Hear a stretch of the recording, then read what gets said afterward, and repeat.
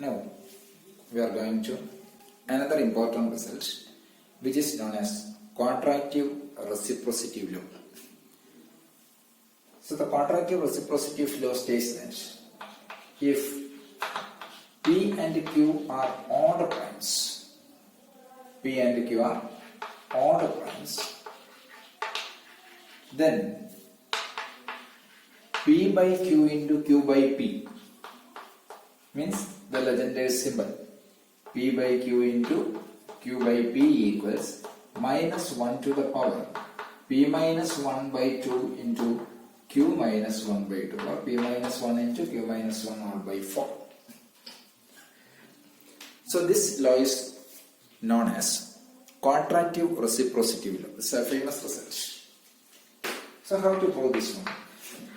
The proof is heavily depends upon Gauss lemma and the theorem already we proved later. So we know that by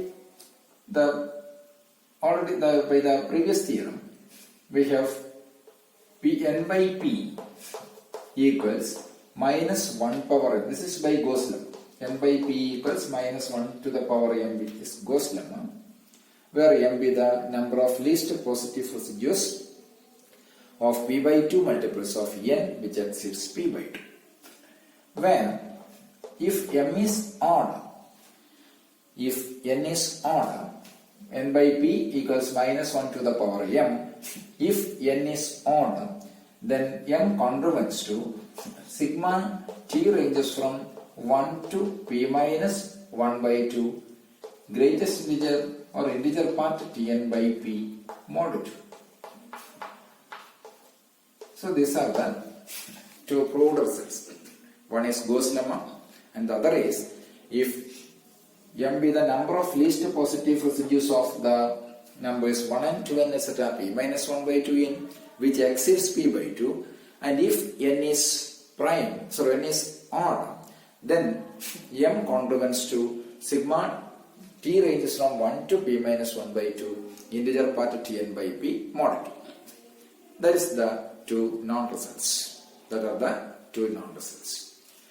Here the theorem states that when P and Q are odd primes, P by Q into Q by P is nothing but minus 1 to the power P minus 1 into Q minus 1 all by 4. So for letter Q by P, let Q by P equals minus 1 to the power m, where according to that argument, where m congruence to sigma t ranges from 1 to, yes, it is n by P, so it is 1 to P minus 1 by 2, where here n is odd, m is this one.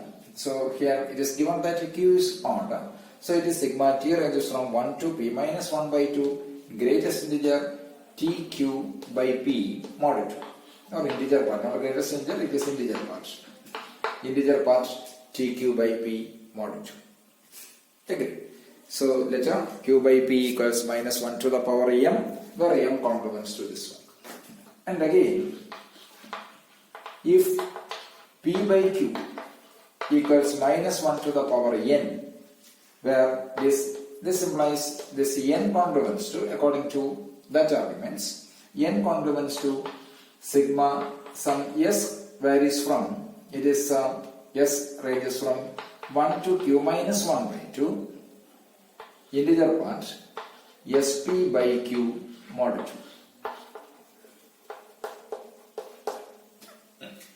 2. sp by Q mod 2. Agree. So these two are obtained with the light of this argument. Enough. So clearly, what is m plus n? M plus n equals sigma t ranges from 1 to P minus 1 by 2, integer part TQ by P, integer part TQ by P plus sigma s ranges from 1 to Q minus 1 by 2, sp by Q mod 2. Enough. Now we want to show that this is the right side of this equation is nothing but minus 1 to the power, sorry, it is nothing but P minus 1 by 2 into q minus 1 by 2. That is what we require here. So for that, consider a function f of xy equals qx minus py. Consider this function f of xy equals qx minus py, where x and y are non-zero integers. X and y are differs from 0, but these are present in set, means they are non-zero integers. Agree? Then, since x and y are non-zero integer, q and p are order primes, clearly qx minus py is also a non-zero, hence f of xy is also a non-zero integer. Moreover, qx minus py, here x takes the values 1 to p minus 1 by 2 and y takes the values 1 to q minus 1 by 2. X takes the values 1 to p minus 1 by 2 and y takes the values 1 to q minus 1 by 2. Agree?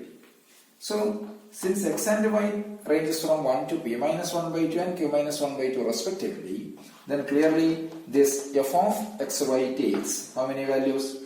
F of xy takes p minus 1 by 2 into q minus 1 by 2 values. Agree? And not two of which are equal. All of these values are distinct. By, if possible, suppose f of xy, what is f of xy minus f of xy x dash y dash? So it is qx minus py minus of qx dash minus py dash, that is q into x minus x dash minus p into y minus y dash. X and x dash, then that is f of x minus x dash, y minus y dash, that is always differs from 0. So clearly f of xy takes the values, total number of values. F of xy takes the values p minus 1 by 2 into q minus 1 by 2 and which are all of these two values. All of these values are distinct. Now we count the number of positive values of f of xy as well as negative values of f of xy. Now first suppose that this f of xy is positive. For counting the positive values of f of xy, first consider f of xy greater than 0. F of xy greater than 0 means qx minus py greater than 0. That is qx greater than py. That means y less than p by q into x. Y less than p by q into q. Sorry, y less than py less than. Sorry, it is py less than qx. Sorry, py less than qx. So it is y less than q by p into q by p into x. So that means this y less than or equals integer part of qx by p. Y less than or equals this integer part of qx by p. Now we can count the negative value of this f of xy. That f of xy is negative. That is qx less than py. That means x less than p by q into y. X less than p by q into y means this x less than or equals integer part py by q.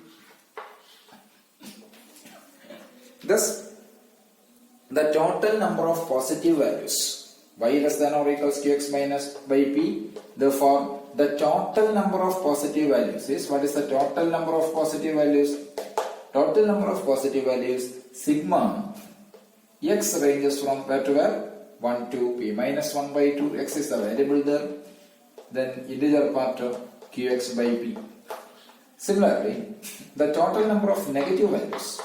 Total number of negative values is again sigma y ranges from 1 to q minus 1 by 2. Integer part py by q. Okay. But the total number of what is the total number of positive values and negative values? Since x ranges from 1 to p minus 1 by 2 and y takes the values 1 to q minus 1 by 2. Therefore, the total number of values of f of xy is nothing but this p minus 1 by 2 into this q minus 1 by 2. This is the total number of values of f of xy. Agreed. But total number of values of f of xy is, total number of positive value of f of xy is this one, total value of negative values of f of xy is this one. Therefore, total number of values of f of xy is this one plus this one.